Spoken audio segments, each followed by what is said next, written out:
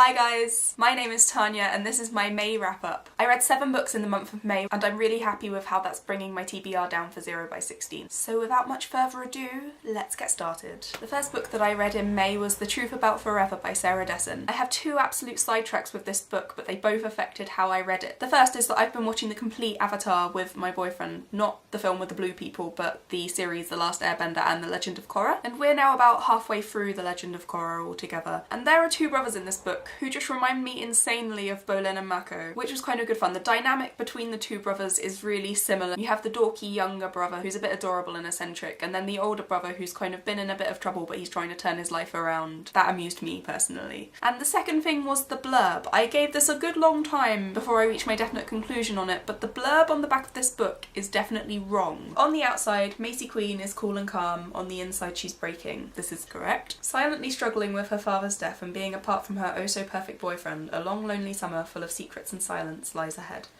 That is also correct. However, this is until she meets a guy who won't let her hide away. He's one of those intense types, obsessed with music. He's determined to make her listen, and he's determined to make her smile. But can he help her forget what happened the night everything changed? That's not what happens. It's really not. The guy in question is not into music in any way, shape or form. Never speaks about music once as far as I'm aware. I mean, I still enjoyed this, but it just confused me so much because I was waiting for this thing to happen that was never going to happen because the blurb is wrong. So sort it out, penguin.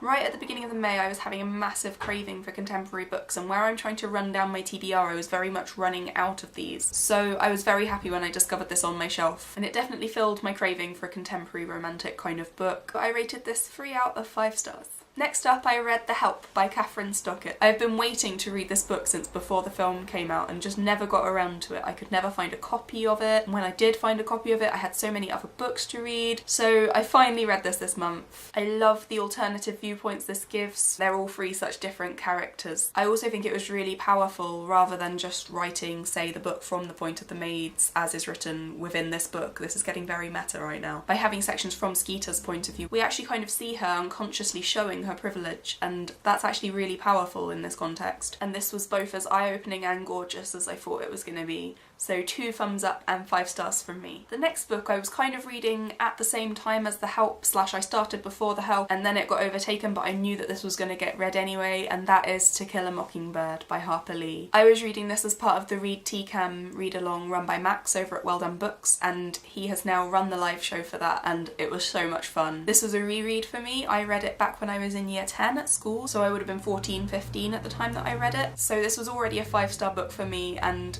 the second time around I still absolutely adored it. I loved picking it up again and just remembering how gorgeous the writing is, which is something that I didn't actually appreciate that much the first times I read it back in school. And much like other people talking about having read this again, I was under the misimpression that it was all about Atticus. Even though I've read this book, I genuinely believe that basically the whole thing just watched Atticus and looked at what Atticus did in relation to the court case. And that was quite a big thing to realise actually. And the very first time around I didn't think it was that relatable, but actually it's about 2 children growing up, and Jem would have been approaching my age at that point, so I just find it really strange that I didn't identify with it. Yeah, I still love this book. If you haven't read it yet, please do, because it's absolutely beautiful. After that I did my standard about turn in the middle of the month and went for something completely different, which was A Court of Thorns and Roses by Sarah J Maas. I only have one thing to really say about this book, and that is so in my household we have problems in that 3 out of the 4 of us have now read this book, and I was the last to read it. So I had 2 housemates basically following me around and waiting for the ticking time bomb that was me reading this book to go off. But yeah, I absolutely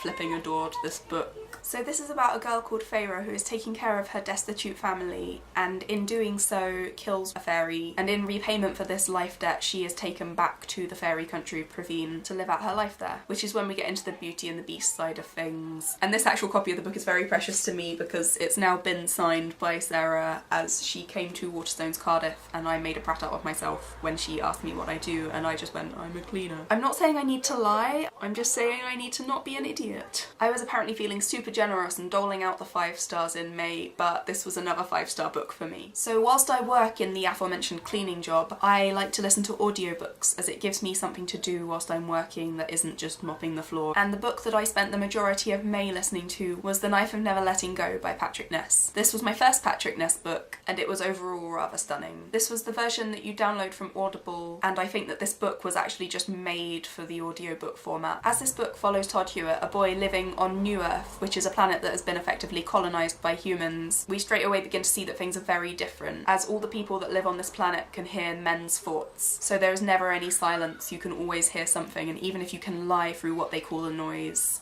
you can always hear what other people are thinking, and it's become a very big part of their life, obviously. But there are times in this book when actually the noise becomes overwhelming, and in an audiobook you can really hear that, as whereas from what I've seen in the books it would be written in layers upon layers on a page, you just hear voices upon voices when you're listening to it, and it's super duper effective. But yeah, we follow the story of Todd as he is forced to run away with his pet dog Manchi, who I adored, when he comes across an unexpected patch of silence, which is impossible where he comes from, and it kind of turns into a voyage of self-discovery and also discovery of what's really going on this planet. Thankfully, as I drew towards the end of this book, no one was actually in the building that I clean, as they would have found me mopping the kitchen and crying. I can't tell you why, obviously, but some things that happen absolutely destroyed me, and that's not even the end, which also has made me desperately want to get hold of the next book. Overall, I gave this 4 out of 5 stars, and if you were looking for an audiobook to listen to, I would highly recommend it, because